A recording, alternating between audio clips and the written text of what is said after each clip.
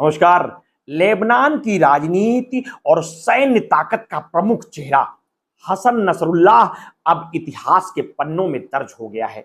जिस व्यक्ति ने दशकों तक मध्य पूर्व की राजनीति और संघर्षों पर गहरा प्रभाव डाला था, आज वो नहीं रहा। उनकी मृत्यु की खबर ने पूरे क्षेत्र में एक नई हलचल मचा दी। ये मौत सिर्फ एक व्यक्ति का अंत नहीं, बल्कि एक विचारधारा, एक आंदोलन और एक संघर्ष की दिशा पर भी प्रश्न चिन्ह है। क्या हिजबुल्लाह वो संगठन जिसे नसरुल्लाह ने अपनी छवि और विचारों से गढ़ा था, अब उनके बिना उतनी ही शक्ति और प्रभाव बनाए रख पाएगा?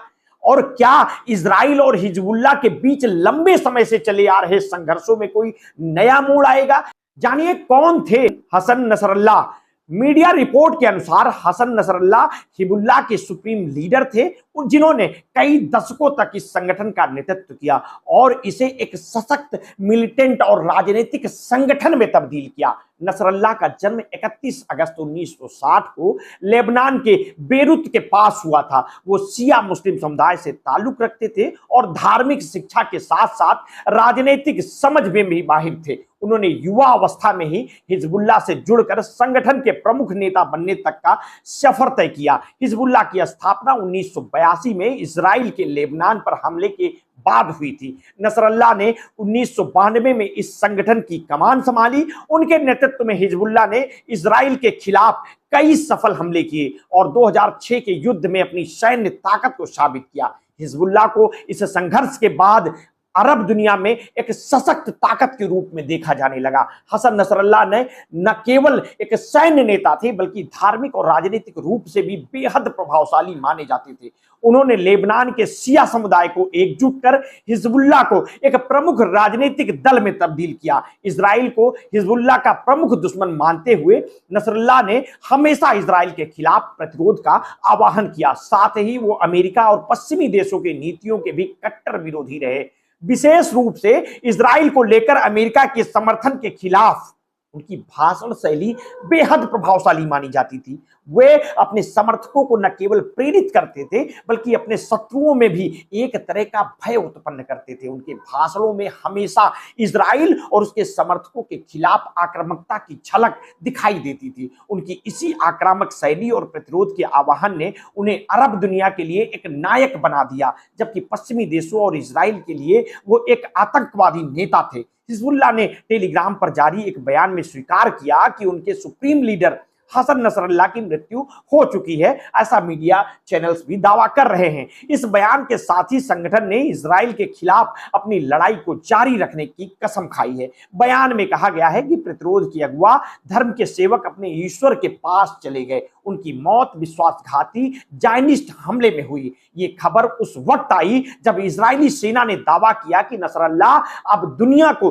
आतंकित नहीं कर पाएंगे। इससे साफ होता है कि नसरुल्लाह की मृत्यु सिर्फ लेबनान या हिजबुल्लाह के लिए नहीं, बल्कि पूरे मध्य पूर्व के लिए एक बड़ा घटनाक्रम है। अब सवाल ये उठता है कि हिजबुल्लाह का भविष्य क्या होगा? क्या ये संगठन नसरुल्लाह के बिना भी उतना ही सशक्त रहेगा? हिजबुल्लाह के समर्थन में गजा और लेबनान की सुरक्षा के लिए एक नई चुनौती आ सकती है। नसरुल्लाह की मृत्यु के बाद लेबनान की राजनीतिक स्थिति और भी अस्थिर हो सकती है, जो पहले से भी आर्थिक और राजनीतिक संकट से जूझ रहा था। हसन नसरुल्लाह की विरासत को मिटाना आसान नहीं होगा। वो सिर्फ हिजबुल्लाह के नेता नहीं, बल्कि लेबनान की राजनीतिक और शिया समुदाय के लिए एक बड़े प्रेरणा स्रोत थे। उन्होंने ईरान के साथ अपने संबंधों को कभी छिपाया नहीं और ईरान की क्रांतिकारी विचारधारा को अपना समर्थन दिया। उनके नेतृत्व में हिजबुल्लाह ने न केवल मिलिटेंट संघर्ष में हिस्सा लिया, बल्कि लेबनान की शिया समुदाय के लिए एक सामाजिक और आर्थिक विकास के कार्यों में भी समर्थन दिया। अस्पतालों, स्कूलों और अन्य सुविधाओं का निर्माण कर नसरुल्लाह ने खुद को एक ऐसे नेता के रूप में स्थापित किया जिसने अपने समुदाय की भलाई के लिए भी काम किया है। हालांकि उनके इजरायली विरोधी रुख और अमेरिकी नीतियों के खिलाफ आक्रामक दृष्टिकोण ने उन्हें पश्चिमी दुनिया के लिए एक खतरनाक व्यक्ति बना दिया। हिजबुल्लाह के लिए नसरल्लाह की मृत्यु एक बड़ा झटका है। संगठन को अब नए नेतृत्व के तहत काम करना होगा और लेबनान की राजनीति में अपनी पकड़ को बनाए रखना होगा। इजराइल के प्रधानमंत्री नेतन्याहू ने अब पहले ही चेतावनी दी है कि अगर हिजबुल्लाह ने कोई नया मोर्चा खोला तो उसे अकल्पनीय प्रतिक्रिया दी जाएगी। इसके साथ ही ये भी देखना होगा कि ईरान के बिना हिजबुल्लाह कितना बड़ा फैसला ले सकता है। नसरल्लाह की मौत ने हिजबुल्लाह के भीतर और लेबनान की राजनीति में एक शून्य पैदा कर दिया। उनके बिना हिजबुल्लाह का भविष्य अनिश्चित है। नसरल्लाह की विचारधारा और उनका नेतृत्व लेबनान और पूरे मध्य पूर्व की राजनीति पर गहरा प्रभाव छोड़ता है। हिजबुल्लाह के समर्थकों के लिए नसरल्लाह हमेशा एक नायक माने जाते रहे, जिन्होंने इजराइल और पश्चिमी दुनिया के खिलाफ संघर्ष में कभी हार नहीं मानी। लेकिन उनके दुश्मनों के लिए